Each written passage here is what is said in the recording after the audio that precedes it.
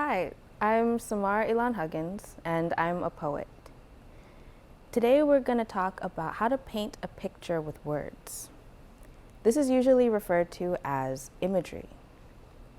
Imagery is the use of very descriptive and figurative language to see, smell, hear, taste, and touch text. Let's see how imagery is used in a poem entitled I Am Shattered, which was written by one of your peers. My mind is falling apart because of the people in these parts. Where did this start? In my heart? In my brain? Am I in that much pain? I'm free, but I'm trapped and shattered like glass. I'm brass, 'cause I'm strong, but I bent easier than I thought. A thought. I keep those in jars. I'd rather let someone else think for me. The choices are worse than being told what to do, told where to be, so I flee. But in the process, I take on more responsibility, so now I have more choices. I'm bending so bad, I think I might shatter. I'm so mad. I'm a hatter. My head on a platter, and I'm the one who put it there. Maybe the one who ordered it too. Trapped in a prison of my own making, I can feel myself flaking everywhere. I don't want choices. Choices. I want to speak for me, but I can't. At a glance, I could, but my desires don't coexist. I feel like shoving my emotions in a gray tinted bottle, but I think it might shatter. I can't take it much longer. Don't give me the paddle, row me to my doom. I'm an optimist, but also a realist. It's hard to be positive. Are you seeing this? A stream of words that blur as my restraints shatter, as my filter shatters, as the person people knew,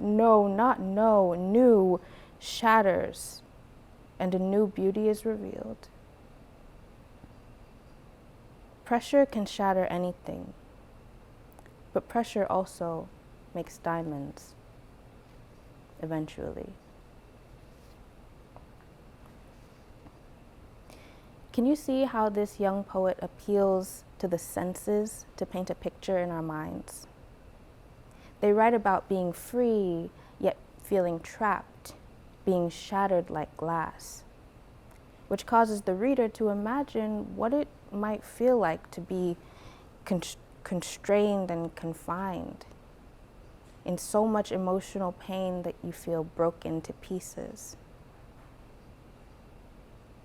Another example of imagery can be seen in the phrase, a stream of words.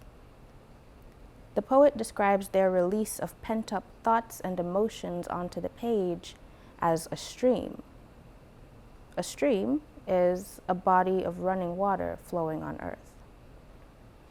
This comparison helps us to visualize the poet's own words as a constant flowing body of water. Let's look at some examples from another poem. This is To My Coral Bones by Grace Nichols.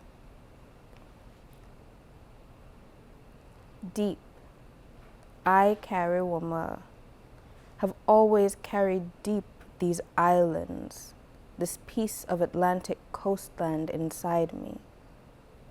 Sky deep, sea deep, as star is to stone, as tide is to shore. It's just so I hold these islands to my coral bones. and long before hurricanes strike, some little butterfly, some little blue messenger of the soul will ride the wind to bring first news to my door. This poem shows us how to use metaphors and similes to paint pictures with words. A metaphor is a comparison that is likely not true. It suggests what something is like by comparing it with something similar. There's a metaphor in this poem's first sentence. It reads, "Deep, I, Karawoma, have always carried deep these islands, this piece of Atlantic coastland inside me." We can't realistically carry islands, pieces of coastland inside of us, right? The poet uses this expression of carrying islands inside of her to convey that the culture of the coastlands is an important part of her identity. A simile is a comparison between two things, always using the words like or as. Sky deep, sea deep, as star is to stone, as tide is to shore, is just so I hold these islands to my coral bones. There are two similes present in this single section.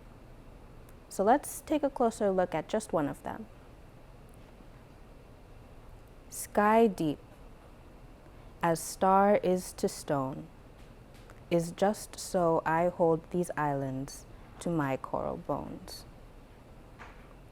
Or written more simply, I hold these islands to my coral bones, as sky deep as star is to stone. The poet describes the relationship between the islands and her bones as being as deep as a star is to stone. What is the depth between stars and stones? Let's try to picture it. Stars in the galaxy are billions of miles above the stones that we stand on. That's an enormous depth. The poet gets us to think about the depth between stars and stones so that we can understand just how deeply important the islands are to her. Thank you for joining me to talk about imagery and painting pictures with words. I hope that some of these terms and skills stick with you and that you use them in your own writing.